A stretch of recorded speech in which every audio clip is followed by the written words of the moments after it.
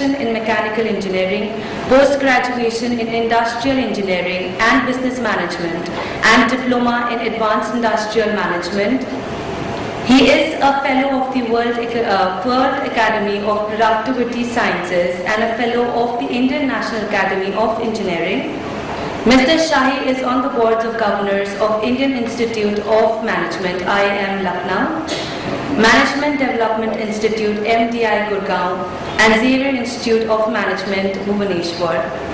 He is the recipient of several national and international awards and has authored a widely acclaimed book on the Indian power sector. I welcome him to give the concluding address.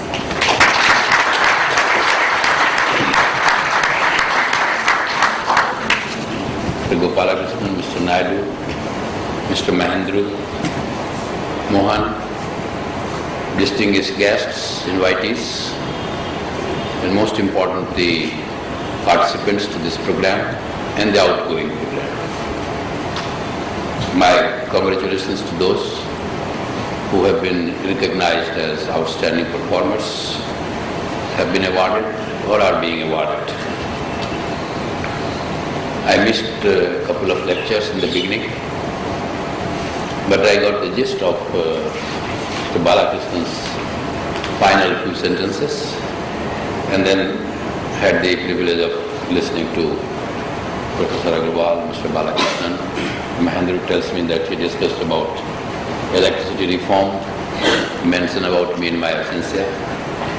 Thanks a lot. You might have got a flavor of this institute's approach to developing the program and delivering the program. In the advisory board, occasionally we discuss, and we discuss a lot, to see how best the curriculum could be structured, how best they could be delivered, so that when you complete your program, you are really so useful for the job, for the assignment, for the team for which you will work, for the organization for which you will work. Therefore, this has a mix of conceptual inputs and a good blend of your association with industry, association with your guides, and over a period of time we are trying to enrich this program more and more. I must congratulate you that you selected energy sector A and this institute B to participate in this program. Energy sector, not only in India, but globally, provides immense opportunities because energy sector is full of challenges. It's full of challenges in India because we have shortage of energy. And it is full of challenges in the United States because they have too much of energy. Both. So much that they cannot cope with. We were talking cars and every family having 4 or 5 cars and using energy in a manner that it is becoming unsustainable. So therefore, this has become really not a matter to be taken casually, that when I said that those who have surplus also have issues, those who don't have issues, those who have surplus, they have issues of climate change. USA has too much. Our per capita consumption would be less than 750 kilowatt hour per head per year. And United States may be in tens of thousands, 10 to 12,000 kilowatt hour per head per year. Our per capita emission of carbon dioxide is a little more than 1 ton. In the United States is 20 tons per capita emission. And therefore, it has become an issue. So has it become an issue in European countries. So, energy is an uneasy subject all over. And therefore, it throws challenges in highly developed society, societies or countries which are developed, so countries which are developing like us, fast developing countries, And of course, we have countries like African countries, where we have too much shortage of energy, commercial energy. And therefore, their whole lifestyle is different. And why we talk of Africa? Within India, you have contrasting picture. You have Gujarat, the Punjab, Haryana. Per capita consumption may be plus of 1200 kilowatt per head per year. Then we have our northeastern states where per capita consumption may be less than 100 kilowatt per hour. So you have, within the country you have these contradictions.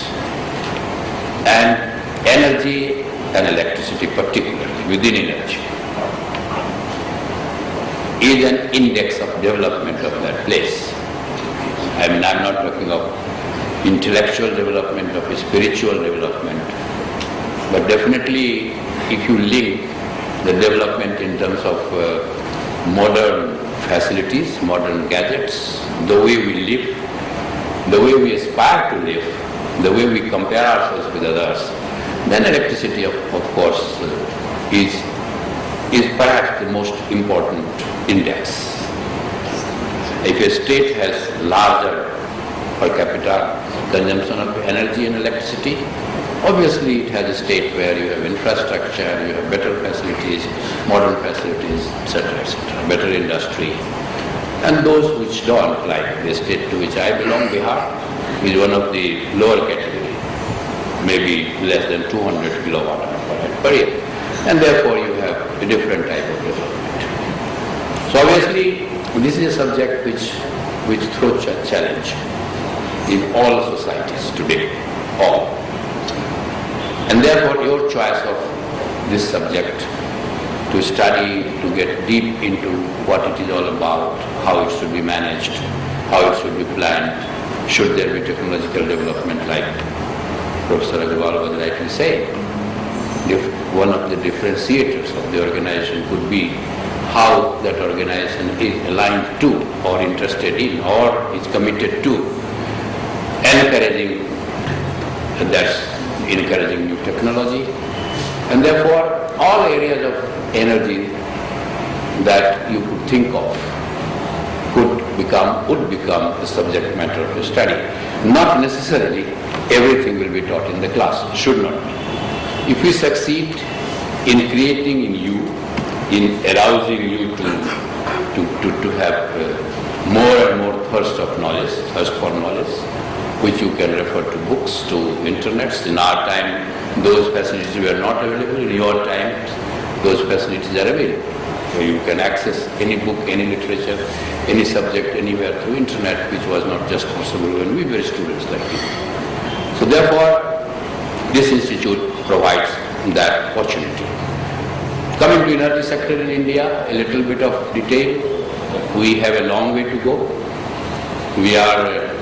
Our installed capacity in the country today is just about 174,000 megawatt, 173,000 megawatt. 1,000 megawatt we call as gigawatt, 1 gigawatt, 1,000 megawatt, a gigawatt. So we have something like 173 gigawatt of capacity. And most of it is coal-based.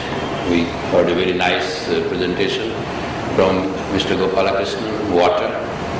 India has a potential of 150,000 megawatt of hydro energy, hydroelectric, 150 gigawatt. We have so far harnessed about 37,000 megawatt, 37 gigawatt. So about 20 to 23%. And this is not in India. Talking of globally, it has been a global failure. Water energy, it is not water, energy and food. It is water is energy. Mr. Gopalakrishnan, with due respect to you, I mean you would agree. So globally, harnessing of water has been not more than 21-22%. Because people thought fossil fuels, then people thought petroleum fuels, they will be the answers to energy problems. And slowly these things are being disproved.